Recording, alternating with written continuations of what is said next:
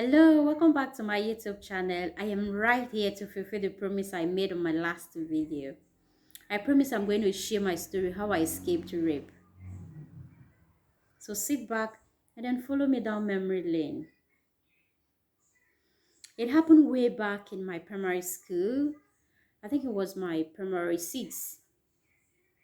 My girlfriend invited me over to their house. And when I got there, I met with the elder sister, the elder brother.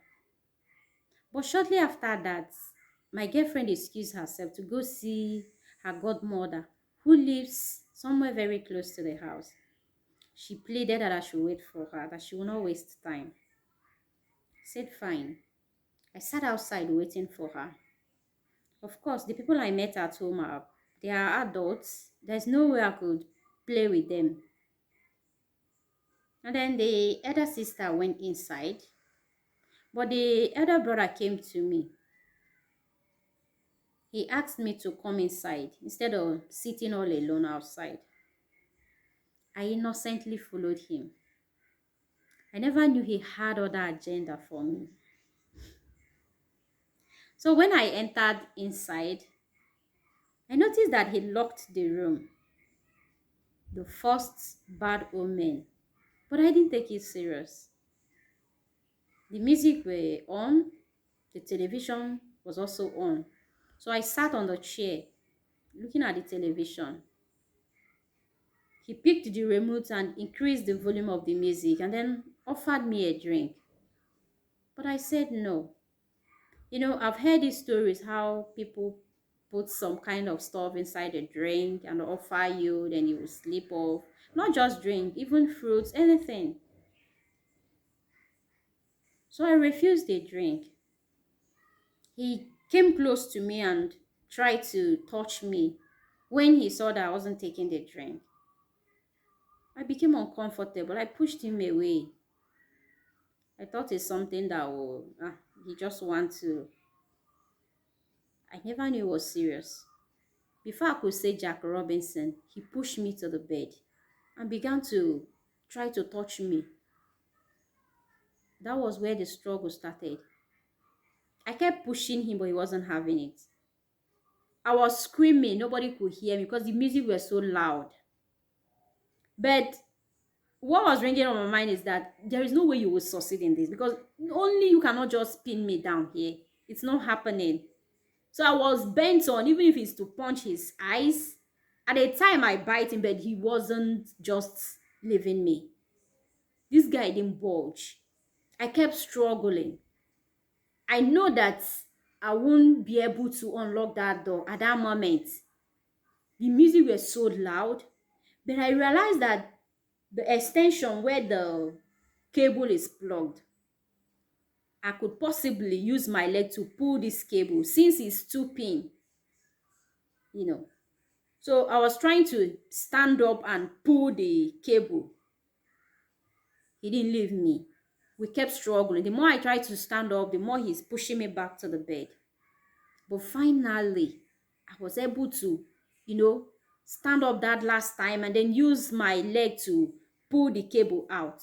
Immediately, the music stopped. I screamed aloud the more. This time around, he has no option than to leave me. I ran, like I ran to my house. I was traumatized. It kept ringing on my mind. What if? What if? What just happened?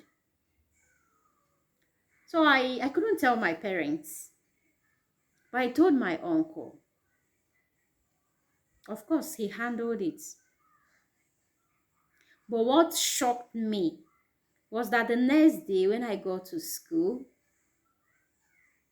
I was telling my friend, look at what your brother did. She gave me this cold look. You know what she said? That the last time the brother tried to rape someone, that their parents were not happy about the situation. Like, I am telling you what happened to me, your girlfriend. Like, I expected you to be angry on my behalf. At a time I was even thinking maybe Maybe she was aware of what the brother planned. Because look at it now. You invited me. Shortly I came. You excused yourself to go see your godmother. And now I am telling you what happened when you left. And then this is what you're saying. From that moment, I distanced myself from her. Our relationship, sad. But I won't blame her much. We were still very small then, so I wouldn't just blame her much. But sincerely, I expected her to be angry on my behalf. I expected her to react. I expected her to, oh no, this is not happening. Like, but then, what do I do? So my waist kept paining me after some days because of the struggle. Like I had serious waist pain after that incident. Thank God I was lucky. Thank God he did not rape me. But there are girls out there who were not as lucky as I was. There are girls out there who's going through trauma. In fact, some people are being raped on a daily basis, like it has become part of them. Some people are just trying to manage the trauma, even to their adulthood. The least you could do to someone, a victim of rape, is give a listening ear. And please do not judge. Now, to tell you that you can't be careful enough. The perpetrators of these crimes are seen everywhere, even in the families, in the churches, neighborhood, among friends. So you can't be careful enough. When I was going there that day, I wasn't suspecting anything. Of course, this boy would have taken me as his own younger sister. These are people that are meant to protect us, but they are in turn harming us on a daily basis. So you can't be careful enough. Do not say that, is my uncle, is my brother, is my this and that, is my church member. You need to be at alert. And then, if you have a girl in your custody, your daughter, your son, sister, whoever it is, please do not say it's too early to give them information. Let them be at alert and let them feel free around you to even talk to you when such happen so that you'll be able to protect them. I am happy and then lucky it didn't happen to me.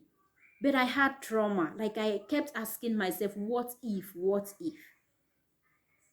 And there are people that are living in such trauma on a daily basis because of their experience. I tell you what, rape is not something you would want to experience, honestly. And if you have been a victim, please speak up. That is why we are here. You will get help. Do not bottle it up because it's worse than pandemic. Oh, I'm getting emotional right now. I am glad you were able to hear my story. You may relate to this story and will be happy to hear your own story.